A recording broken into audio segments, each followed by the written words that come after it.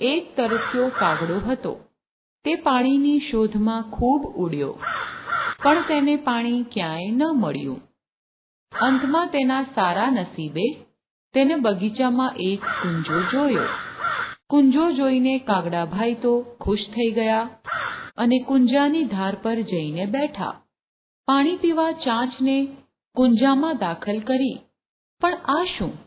કુંજામાં પાણી હતું, પણ એટલું ઓછું હતું કે કાગડાભાઈ તેમની ચાંચથી પાણી પી ન શકે. બિચારા કાગડાભાઈ ઉદાસ થઈને વિચારવા લાગ્યા, હવે શું કરું? ચતુર કાગડાભાઈને એક યુક્તિ સૂઝી.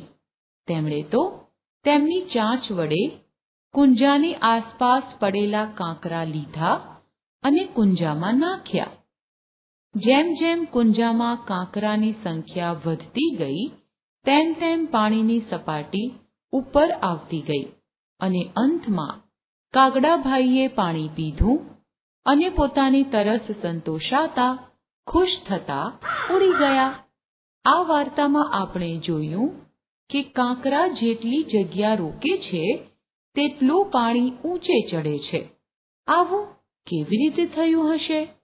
કારણ કે કાગડાભાઈએ કુંજામાં જેટલા કાંકરા નાખ્યા હતા, તે દરેક કાંકરાએ જગ્યા રોકી અને પાણી ઉપરની સપાટી સુધી આવ્યું. કોઈ પણ પદાર્થે રોકેલી જગ્યાને તે પદાર્થનું કદ કહે છે.